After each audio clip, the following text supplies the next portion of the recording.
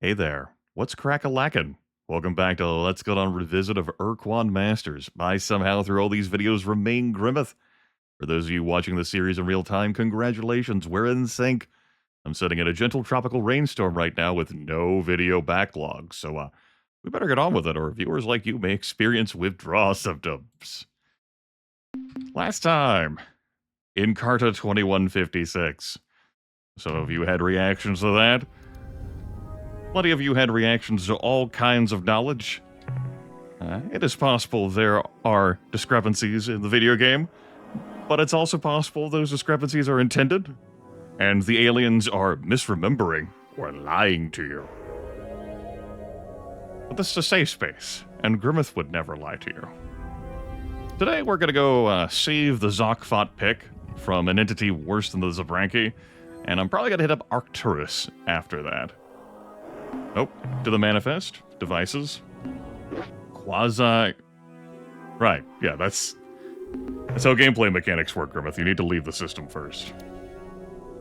Yep. Future Grimith will definitely edit that out in post.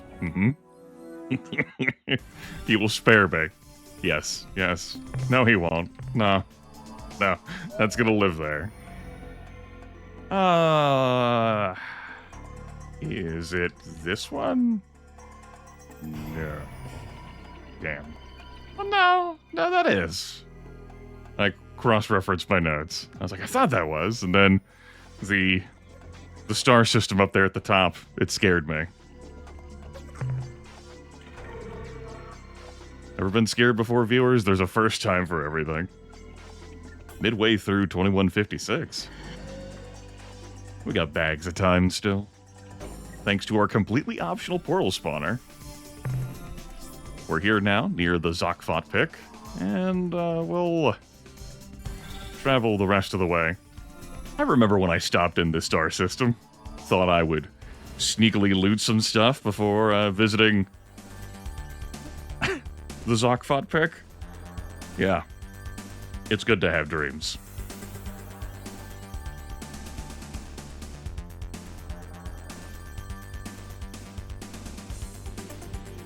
I want to take this time here to mention on the side, as orbs come after us, I will likely have to deal with. Those are pretty close. That, more of you have filtered in, being deeply concerned about the ores.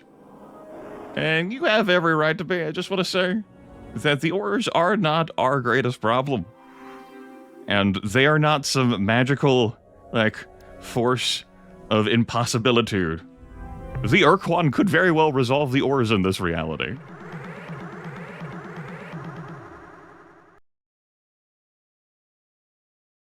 I sit here and ask myself, how is it you are coming into this fight at less than full hit points, considering that you knew you were coming into this fight?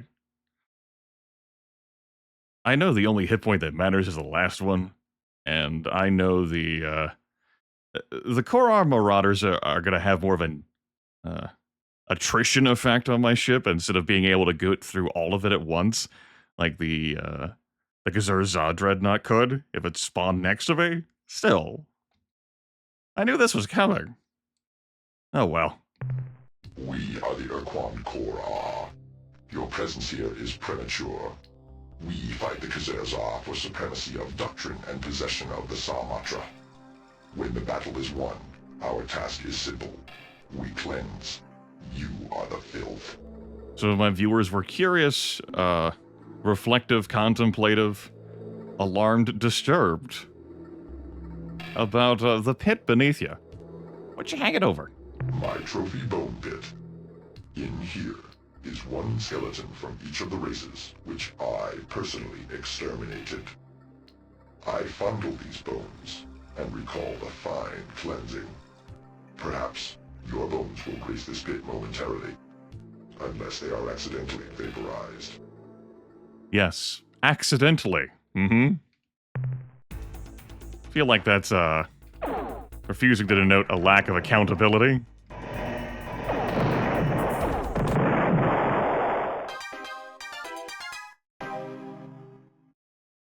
You can take it and shove it. Our savior, our savior! You have rescued us from certain destruction. Howie, baby, that was a close one. The black ship appeared in orbit several days ago and began raining down bolts of destructive energy on the surface of our planet. Fortunately, We were able to focus our planetary shield to deflect the energy blasts away from our cities. unfortunately, Large sections of our planet's beautiful wilderness have been annihilated. Entire ecosystems destroyed. oh, that makes me really mad. I mean, attacking helpless, intelligent alien species, that's one thing. But toasting our cute little wood jukes and tree narves, that is really low. If the black ship had been accompanied by others of its kind, we wouldn't have been able to stop the rain of destruction. They would have killed us all. Well, in that case, better those jukes and narves than us, right? Captain, it is clear that in matters of war, you are more capable than ourselves.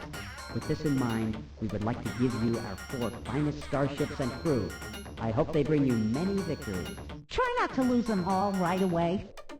Alright, How is it that you still have retained your 4 finest starships and crew, given the Ur-Quan Marauder, which had been in your orbit for some time? You don't have to follow fighting ships one at a time rules. I suppose if you all went at once into the Marauder, and uses the fried, it's also possible you just suck. At any rate, yeah, it's a good thing there was only one Korra, so they could stall for a long time using their planetary shields, though it sounds like their one planet they have left now is pretty thoroughly wrecked. They used to have a bunch of colonies. Those are all gone, and now the homeworld is pretty toasted, too. So, besides all of that, what's happening around here? We may not have told you this before, Captain, but my species is somewhat... Oh, okay.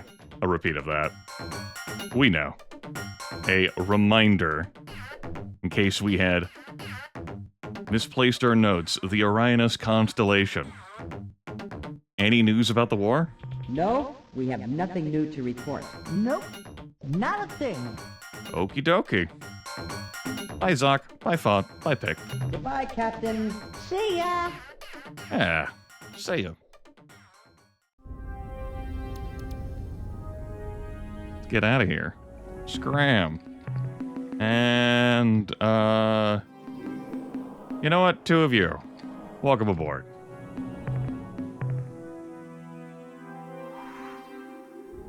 Because, we're gonna have some fights out here before I can escape.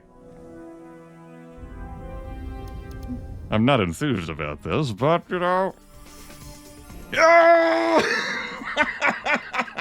You weren't close enough. See ya, suckers. Alright. Believe I'm heading for that one. So, let's reselect the game window and off of my notes. And... unknown, that unknown, please. Where did I go? Oh. So, our party is full. That's not enough elbow room at all. We'll be heading back to Seoul. We might do that this video. Yeah, we're definitely doing that this video. You may have noticed a slight shift on our star map, and no, I don't mean the Pakunk.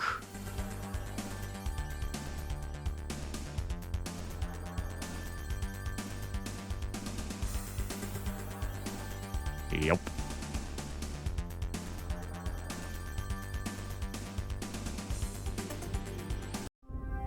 Alright, I don't know which planet this is. Maybe it was conveyed and I didn't write it down. I'll find it. One moment. Turns out what we're looking for is orbiting this Redux world. Planet 1A, the moon of Planet 1. Plenty of bio-life forms and an energy signature.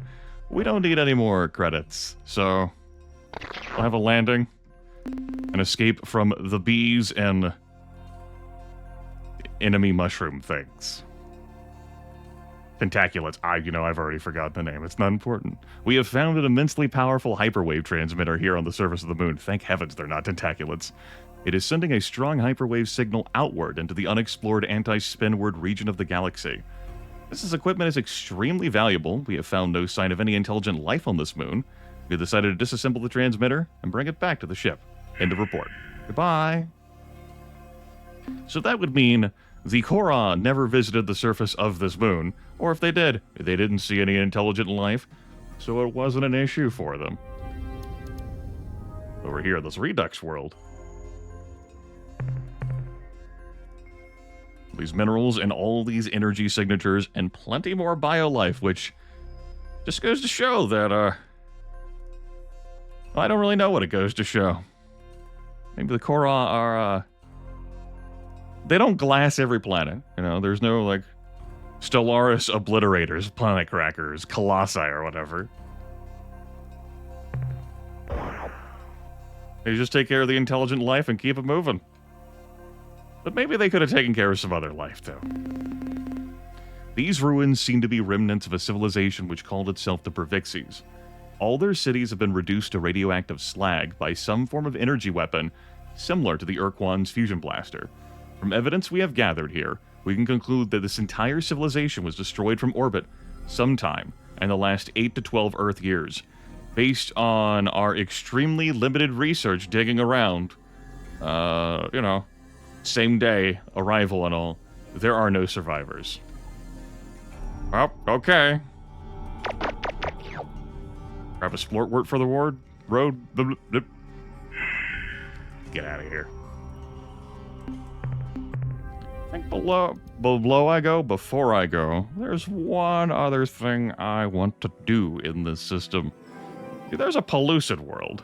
That's a noble world, Grimith. Okay, we'll stop in. Briefly. There's a Pellucid world. And just, while I'm here, I got room for a few exotics if you got some. Yeah. Come here. Delicious. Cargo manifest looking potent. Devices, Burvix caster. Look at it. Beautiful. A great emblem. A federation. Alright, let's get out of here.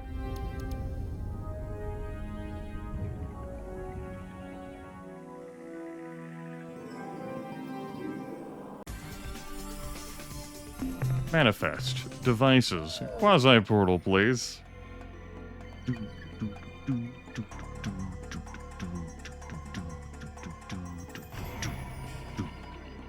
Star map. Near Gruis. We better go check on what happened to that Spathy Sphere of Influence before heading back to Sol.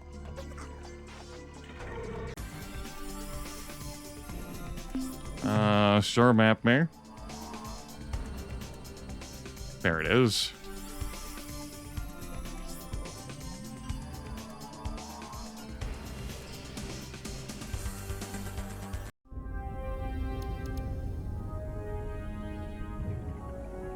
Sensors tell me something really different.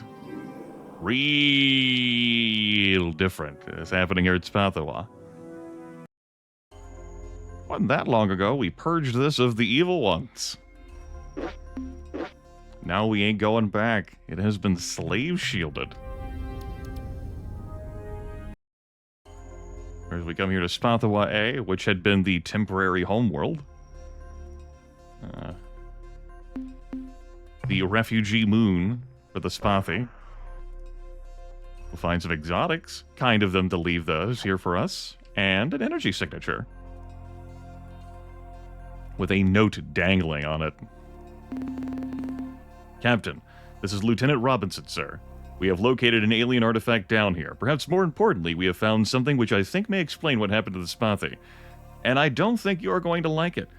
We were investigating a large blue machine when Officer Talbot discovered a message glued to the side of the device. Sir, it's a note from the Spathi High Council. We fed it through our translation devices. And also held a vegetable to a Spathy captain's head, whom we brought along for this expedition. Don't worry about it.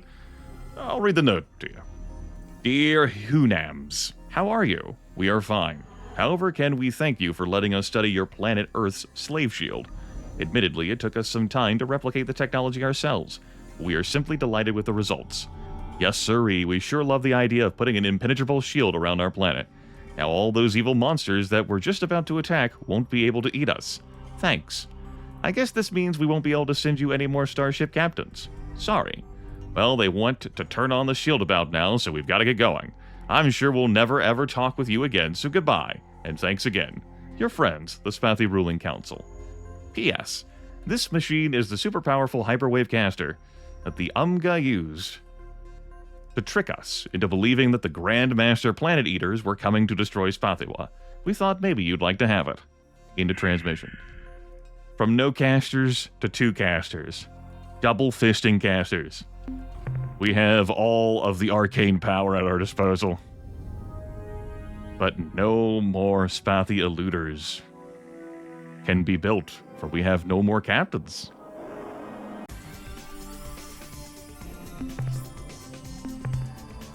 Well, that's devastating news.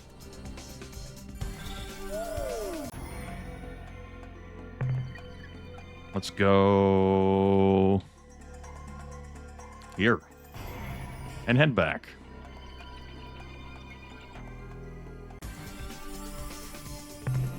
We'll be back home roughly around the summer equinox, everyone.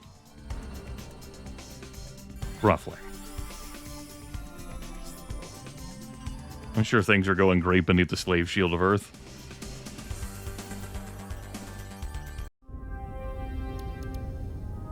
Commander Hayes is going to have a whole lot to say to us. So, buckle up and enjoy. Tucked in there next to Mercury and Venus. Commander? Greetings, Captain. I'm ready to assist you. By the way, I thought you should know, we have a major situation, Captain. As of a few days ago, all Spathy starship captains have vanished from our starbase. We don't know how or why, but until we receive replacements from Spathiwa, you will be unable to commission any additional Spathy eluder vessels for your fleet. Grimith, that didn't sound like a lot. There's more. Commander, I have minerals to offload. Captain, you are to be commended. Keep up the good work. Wasn't even trying, and we brought back several thousand RUs. Commander, I have many things to analyze. Let's go. The analysis reads as follows. Subject, Shofixty maidens. Data, subjects appear to be 16 Shofixty females, all in young adulthood. Subjects appear to be in good condition, with little or no freezer burn or other degeneration. Hibernation maintenance units are functioning normally, and resuscitation equipment is easily activated. Summary, we can wake them, but why? What should we tell them? That they're an extinct species? Until such a time as we feel we can induce artificial parthenogenesis or otherwise give the Shofixties sexual viability, our recommendation is to keep them as they are, asleep. The next entry in the analysis is Subject Hyperwave Broadcaster, Umga Design. Data, this unit is capable of generating extremely intense hyperwave transmissions, though it is otherwise similar to our own casters. Summary, this thing would be great for practical jokes. She could scream boo from an orc cloud to scare the pants or whatever off of everyone in the system. If you used it in hyperspace, there's no telling who might hear you and come running. The next entry in the analysis is Subject Hyperwave Broadcaster Unknown Design. Data, this technology is new to us, but though a bit primitive by Alliance standards, is capable of generating a very strong signal. Summary, should you wish to call someone in hyperspace or send a message through a mile of steel, this baby will do just fine. That's the end of our scientist's report. I feel the commander's words there about, potentially being able to call someone in hyperspace would prompt you, a curious player, to try using it in hyperspace and see the Melnorme respond. A way to provide you that information. Even though the Melnorme, without Soul Reaver's vocalized patching in the vocalized edition, wouldn't tell you that info straight up. All right, well, goodbye, Commander. Return soon, Captain. We've got 2 casters, and we have 12 to 16 show 60 maidens. We get conflicting reports. And, we could wake them and tell them, hey, everything's fucked. We know from the Melnorme, though, there are at least 2 individuals in the remnants of Delta Gorno. But also, let's keep the maidens, safe. Protected forever. Couldn't even say that with a straight face. Okay. So we've got ourselves four stingers at no charge. We have no elbow room, though, and this is, it's a little crowded around these parts. I'm probably getting rid of one of these eluders and keeping one of the stingers, although we could never get the eluder back. That Spathy captain is going to be trapped on Earthstar base. Basically forever, because you're not going to be able to get in to their slave-shielded planet. It could be Bakunki. One of them is going to get voted off. Then we'll keep one of the stingers. Which one? Yeah, I don't know. I don't have any strong attachment. I can adjust all this stuff, though, in my own time. Next time. Future Grimith. It's up to him. Take care.